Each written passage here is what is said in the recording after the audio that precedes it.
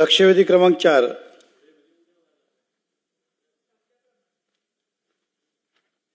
अध्यक्ष महोदय, मीरा भाईंदर महानगरपालिका हद्दीमध्ये अनेक स्लम आहे. त्या स्लमचं पुनर्वसन करून त्यांना पक्की घरं मिळावी या संकल्पनेतनं 2007 साली 4136 लोकांना आपण आश्वासन केलं की BSCP योजना अंतर्गत आपल्याला पक्की घरं देणार आहे आणि त्यातल्या अर्ध्या लोकांना आपण स्थलांतरित केलं, काही लोकांना भाडं दिलं.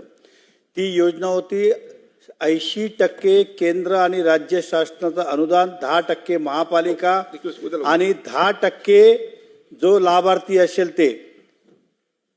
काही कारणामुळे घरं खाली झाली नाही. वेळोवर 2017 साली ही योजना बंद झाली.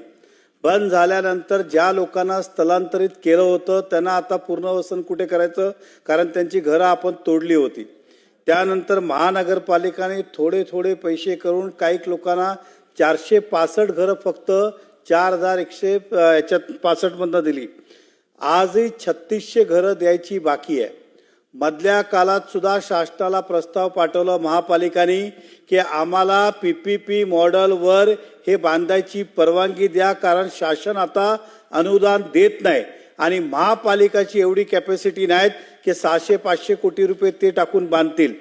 परंतु अधिकाऱ्यांनी काहीतरी त्यामध्ये त्रुटी काढून गेल्या 5 वर्ष ती परवानगी दिली नाही.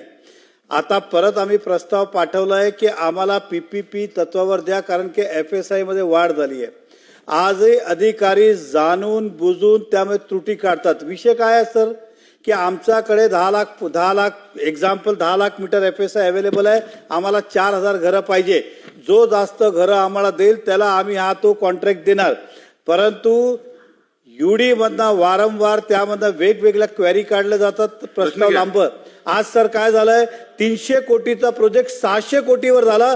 फक्त अधिकाऱ्यांनी जाणून बुजून त्यामध्ये त्रुट्या काढल्या. आता सिंपल प्रस्ताव आहे की आमच्याकडे 10 लाख मीटर FSI आहे, आम्हाला 4165 घरं बांधून पाहिजे, जो जास्त देईल त्याला टेंडर देईल. आता त्यांचं म्हणणं आहे की तुम्ही सल्लागार अपॉइंट करा. साहेब हे तिसऱ्यांदा सल्लागार आहे. सल्लागार 500 कोटीला 2% फीस घेतो, म्हणजे 10 करोड रुपये. 10 करोड घेऊन तो काय सांगणार आहे की तुम्हाला 4165 घरं DSR प्रमाणेच तो रेट काढणार आहे. आपल्याकडे ऑलरेडी आमच्याकडे सिटी इंजिनियर ते रेट नक्कीच आहे की किती खर्च लागणार आहे आणि बदल्यात तू काय घेणार आहे. परंतु सल्लागार नेमणूक 10 कोटी परत द्यायचं महापालिकेची कॅपॅसिटी नाही. म्हणून मंत्री महोदयांना मला विनंती आहे, मॅडम DSR रेट आहेत की ह्या एवढा बांधकामाला किती पैसे खर्च येतील, जो महापालिकेला जास्त जास्त फायदा करून देतील त्याला द्यायची महानगरपालिकेची मानसिकता आहे. आणि आपण वेळेवर घरं नाही दिली. आज 15 वर्ष झालं.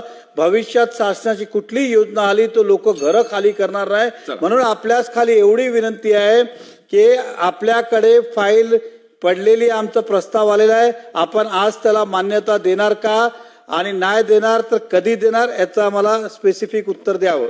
मंत्री महोदय. अध्यक्ष महोदय, ही जी घरं आपण सँक्शन केली होती ती BSCP योजनेअंतर्गत सँक्शन केली होती 4136 लाभार्थ्यांची.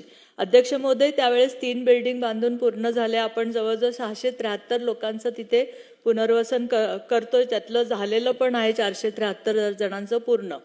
अध्यक्ष महोदय, आता सद्यस्थितीमध्ये उरलेल्या 3 बिल्डिंग पण आपण महानगरपालिका आणि MMRDA कडनं बांधतोय. अध्यक्ष महोदय, PPP मॉडेलचा त्यांचा प्रस्ताव आमच्याकडे आला होता 1976 घरांसाठीचा.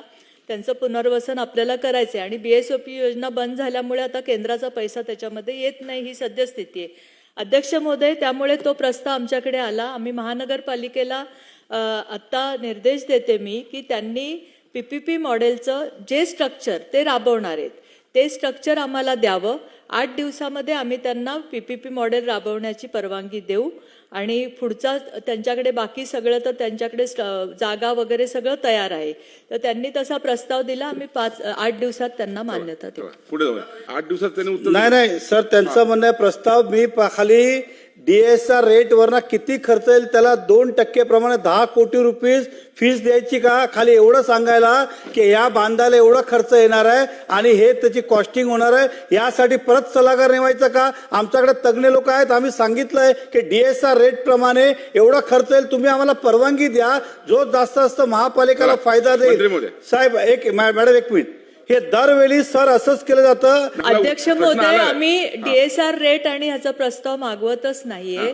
पीपीपी मॉडेलचे 2-4 जे नवीन स्ट्रक्चर तयार झालेले त्या कुठल्या स्ट्रक्चरमध्ये तुम्हाला मान्यता हवी आहे, एवढा साध्या ह्याच्यावर जर आम्हाला महानगरपालिकेने दिलं तर आम्ही त्यांना मान्यता